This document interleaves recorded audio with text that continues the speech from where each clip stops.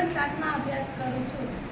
આજે આંતરરાષ્ટ્રીય મહિલા દિવસ એટલે દીકરી વિશે હું કાંઈક કહેવા માંગીશ.